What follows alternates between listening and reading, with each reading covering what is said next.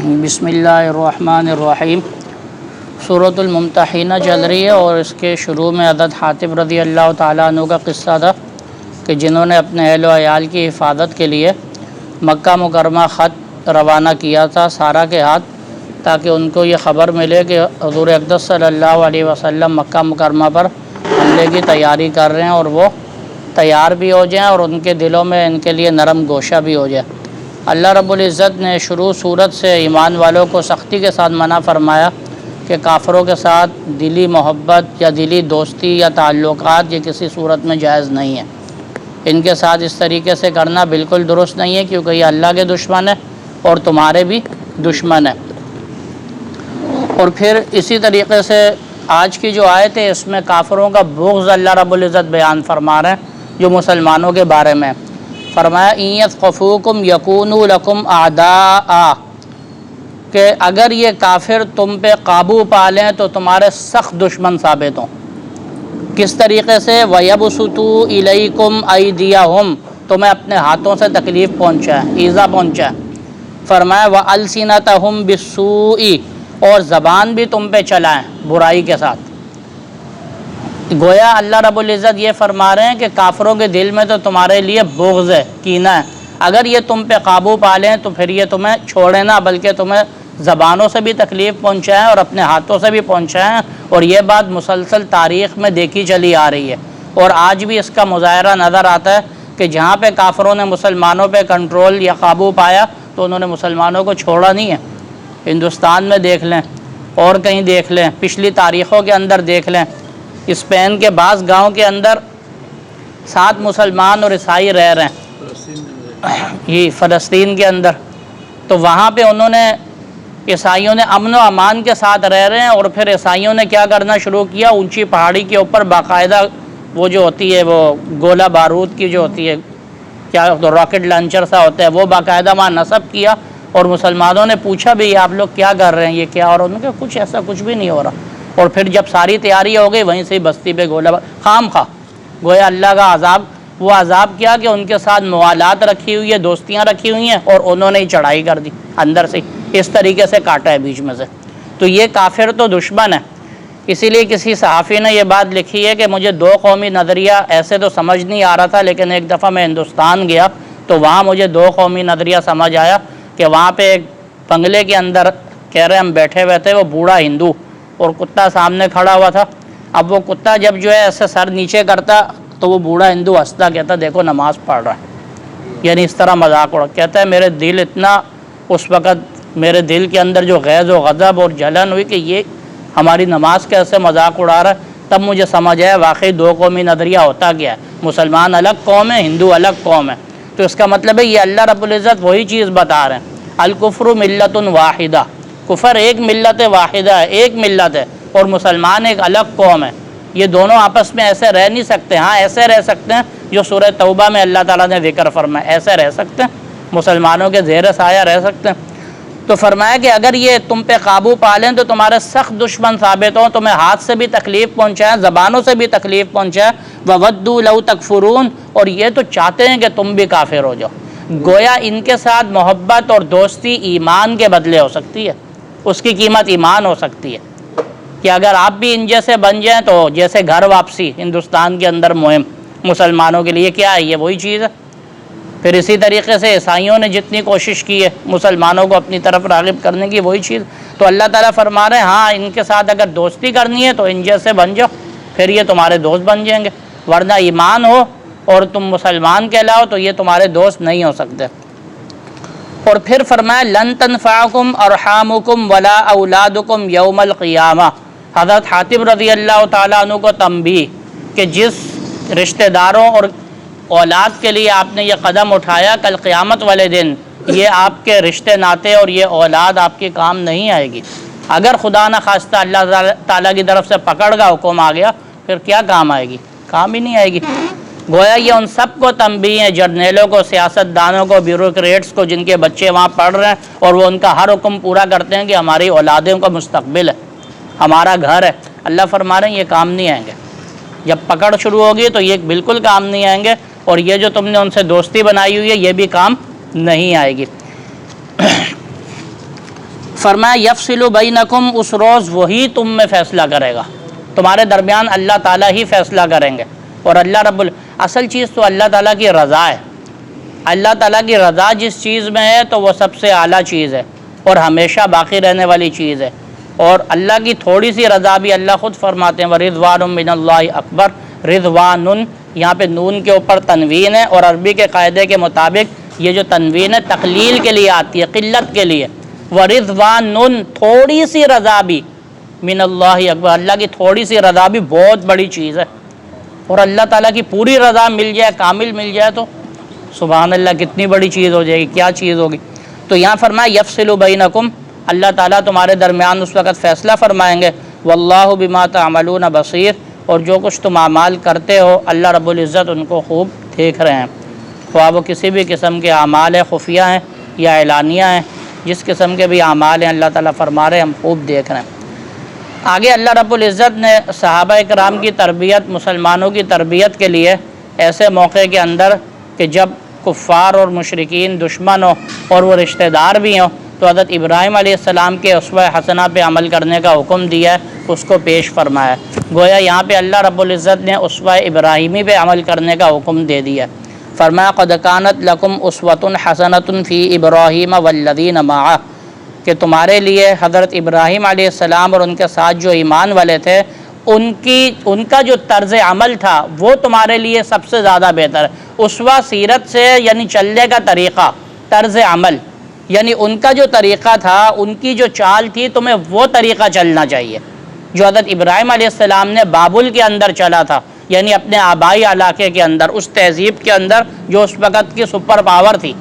اس وقت کی سب سے اعلیٰ تہذیب تھی، اور اس وقت وہ اپنے والد سے بھی ٹکرا گئے، وقت کے اتنے بڑے بادشاہ سے بھی ٹکرا گئے اور اتنے بڑے کافروں سے بھی ٹکرا گئے۔ اور اس وقت کے بابل کی تاریخ کے اندر آتا ہے کہ دنیا کی کوئی بڑی سی بڑی فوج اس شہر کو فتح نہیں کر سکتی تھی،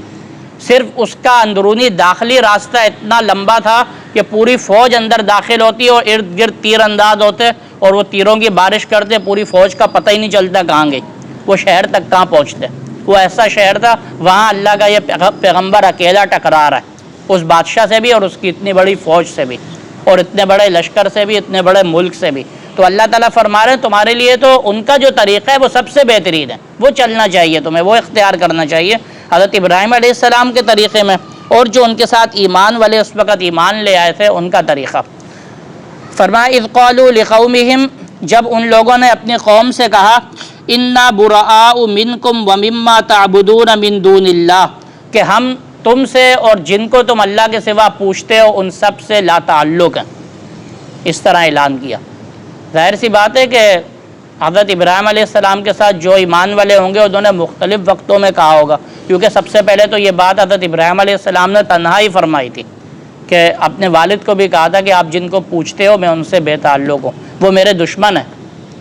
سب کے سب میرے دشمن ہیں، سوائے ایک اللہ تعالیٰ کی ذات کے کہ وہ میری دوست ہے۔ تو یہاں فرمایا کہ ان کا طریقہ اپناؤ کہ آپ یہ بولو کہ جن جن کو تم پوچھ رہے ہو وہ سب کے سب ان سے ہم سب لا تعلق ہیں، بے تعلق ہیں۔ تو حضرت ابراہیم علیہ السلام نے پہلے فرمایا، پھر اہل ایمان جو ان کے ساتھ تھے اپنے اپنے وقت میں انہوں نے بھی قوم کو یوں ہی کہا۔ فرمایا کفرنا بکم وبدا بیننا وبینکم العداوۃ والبغضاء ابدا، کہہ رہے ہیں کہ ہم جو کچھ تم کر رہے ہو ہم اس سے منکر ہوئے ہیں، اس کا انکار کرتے ہیں، اس پر ایمان نہیں لاتے، اس کو اچھا نہیں سمجھتے، ہمارے اور تمہارے درمیان عداوت یعنی دشمنی ثابت ہو گئی ہے، والبغضاء اور بغض بھی ظاہر ہو گیا ہے، یعنی اس کا مطلب یہ ہے کہ ہم تمہارے ساتھ اب نہیں رہ سکتے اور ہم تمہارے ساتھ کھا پی نہیں سکتے، ہم منافقت نہیں کر سکتے، خوش آمد نہیں کر سکتے، ابداً کبھی بھی، حتی تؤمنوا باللہ وحدہ، یہاں تک کہ تم سب ایک اللہ پر ایمان لے آؤ۔ یہی وہ وقت تھا جس کے بعد حضرت ابراہیم علیہ السلام نے وہاں سے پھر ہجرت فرمائی تھی۔ اس وقت انہوں نے اعلان کر دیا تھا کہ اب ہم تمہارے ان سارے معبودوں کا انکار کرتے ہیں، اور یہ جو نمرود جو خود خدا بن کے بیٹھا ہوا ہے یہ بھی ایک معبود بنا ہوا تھا، اس کا بھی ہم انکار کرتے ہیں، اور ہمارے اور تمہارے درمیان دشمنی ثابت ہو چکی ہے۔ ظاہر سی بات ہے وہ دشمنی ایسی تو نہیں ہے کہ تم میرے دشمن ہو میں تمہارا دشمن ہوں، وہ اللہ کے لیے دشمنی ہے، تم اللہ کے دشمن ہو تو ہمارے دشمن ہو۔ ظاہر سی بات ہے اللہ پاک خود فرما رہے ہیں کہ کافر تمہارے بھی دشمن ہے اور میرے بھی دشمن ہیں، اور سب سے پہلے فرمایا کہ میرے دشمن ہیں اس وجہ سے کہ انہوں نے حق کا انکار کیا، اور تمہارے دشمن ہیں اس وجہ سے کہ تمہارے اوپر دست اندازی کی۔ تو یہاں پہ گویا یہ اعلان انہوں نے کیا اور پھر اس کے بعد ہجرت بھی کی، لیکن اللہ رب العزت فرما رہے ہیں کہ یہ اسوہ حسنہ حضرت ابراہیم علیہ السلام کا اپنانا ہے، لیکن ان کی ایک بات اس کا استثناء کر کے فرمایا کہ وہ نہیں کرنی۔ یہ سورہ توبہ کے اندر حضرت ابراہیم علیہ السلام کی اپنی والد کے بارے میں استغفار کا ذکر آتا ہے، تو ظاہر سی بات ہے مشرکوں کے بارے میں استغفار نہیں کیا جا سکتا، اسی لیے اس کا استثناء کیا، اور سورہ توبہ میں ہی اس بات کی وضاحت بھی حضرت ابراہیم علیہ السلام کی طرف سے ہوئی، جب ان کو یقین ہو گیا کہ میرے والد تو اللہ کے پکے دشمن ہیں، یہ تو مومن نہیں ہے، تو انہوں نے اس پہ بھی استغفار کیا کہ اب میں ان کے لیے کوئی استغفار نہیں کروں گا۔ تو فرمایا الا قول ابراہیم لابی، مگر ابراہیم علیہ السلام کی اپنی والد کے بارے میں صرف ایک بات، وہ یہ تھی لاستغفرن لک، کہ میں آپ کے لیے ضرور بالضرور استغفار کروں گا، اللہ تعالیٰ سے آپ کے گناہوں کی معافی طلب کروں گا۔ وما املک لک من اللہ من شیء، اور میں آپ کے بارے میں اللہ تعالیٰ سے کسی بھی چیز پر قادر نہیں ہوں، کوئی اختیار نہیں لے سکتا کہ میں چاہوں تو آپ ایمان لے آئیں، میں چاہوں تو آپ جہنم سے بچ جائیں، ایسا نہیں ہو سکتا، میں کچھ قدرت نہیں رکھتا، ہاں میں آپ کے لیے استغفار کروں گا۔ تو اللہ رب العزت فرما رہے ہیں سوائے ان کی اس بات کے، باقی سارا کا سارا حضرت ابراہیم علیہ السلام کا اسوہ حسنہ اس پہ عمل کرنا ضروری ہے۔ اسی لیے علماء فرماتے ہیں کہ مشرکین کے لیے استغفار کرنا جائز نہیں ہے کہ ان کے لیے استغفار کیا جائے، اسی طرح جو مشرکین مر گئے ان کے لیے استغفار کرنا قطعاً بھی جائز نہیں ہے کہ آپ ان کے لیے استغفار کریں۔ یہاں اس کی وضاحت کی گئی، اور پھر دعا ذکر کی جا رہی ہے، اور آگے جو رکوع ختم تک ہے وہاں حضرت ابراہیم علیہ السلام کی دعائیں ہیں۔ ربنا علیک توکلنا، اے ہمارے رب ہم آپ پر ہی بھروسہ رکھتے ہیں، آپ پر ہی توکل کرتے ہیں۔ اور یہ توکل میں نے آپ کو بتایا تھا کہ یہ سیکھنے کی چیز ہوتی ہے، یہ سیکھ کے آتا ہے، اللہ رب العزت پہ بھروسہ کرنا، توکل کرنا۔ اگر کوئی مصیبت، کوئی ایسا کام ہو رہا ہے جو غلط ہو گیا ہے اور اس پہ کچھ نقصان کا اندیشہ ہے، تو اللہ تعالیٰ پہ بھروسہ کرنا کہ اللہ پاک اس کو پورا کریں گے اور آسانی ہوگی، یہ توکل ہے۔ اور توکل ہمیشہ اسباب اختیار کر کے ہی ہوتا ہے،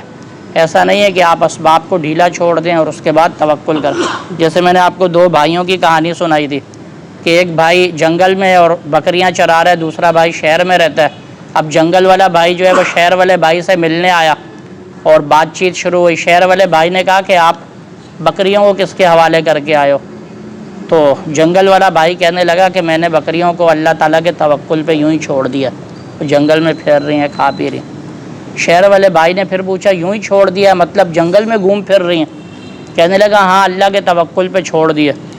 تو شہر والے بھائی نے کہا وہ جو بھیڑیے ہیں نا وہ بھی اللہ کے توکل پہ ہی گھوم رہے ہیں وہاں پہ، تو اللہ تعالیٰ کے توکل پہ یوں تو نہیں چھوڑنا، پہلے اس کو کہیں حفاظت سے رکھو پھر اللہ تعالیٰ پہ بھروسہ۔ اس لیے حدیث میں آتا ہے پہلے جب تم کہیں اترو اپنے اونٹ کا پاؤں باندھو، اس کے بعد اللہ پہ بھروسہ کرو اور آپ سو جاؤ۔ تو اسی لیے اسباب کا اختیار کرنا یہ توکل کے منافی نہیں ہے، اور توکل اختیار کرنا، ہاں جس کا توکل اتنا زیادہ ہے کہ وہ اسباب سے ماورا ہو گیا تو وہ اللہ کی طرف سے اللہ تعالیٰ نے عطا کیا۔ جیسے وہی مثال کہ وہ شخص سونے کا انڈا لے کے اللہ کے رسول صلی اللہ علیہ وسلم نے واپس پھینک دیا کہ تم لوگ مجھے اپنی پوری پونجی دیتے ہو، بعد میں بھیک مانگتے ہو اور محتاج ہو جاتے ہو، کیوں؟ اس کے اندر اتنا ایمان اور توکل ہی نہیں تھا۔ اور صحابہ کرام سارا کچھ لے کے آ رہے ہیں اور اللہ کے رسول لے رہے ہیں، ہر چیز لے رہے ہیں، اپنے گھر کا کھانا مہمان کو کھلا رہے ہیں اور اس پہ آیتیں اتر رہی ہیں، کیوں؟ وہ توکل تھا۔ تو توکل یہ سیکھنے پہ آتا ہے۔ یہاں حضرت ابراہیم علیہ السلام کی پہلی دعا ہی ہے ربنا علیک توکلنا، اے ہمارے رب ہم آپ پہ بھروسہ کرتے ہیں، آپ پہ توکل کرتے ہیں۔ وَإِلَيْكَ أَنَبْنَا، اور ہم آپ ہی کی طرف اپنا چہرہ کرتے ہیں یا آپ ہی کی طرف رجوع کرتے ہیں۔ وَإِلَيْكَ الْمَصِيرُ، اور ہمیں لوٹ کر بھی آپ ہی کی طرف آنا ہے۔ گویا توکل بھی اللہ تعالیٰ پہ کرنا، توجہ بھی اللہ رب العزت کی طرف کرنا، اور اس بات کا دھیان بھی کرنا کہ ہم نے بالآخر لوٹ کے اللہ رب العزت ہی کی طرف چلے جانا ہے۔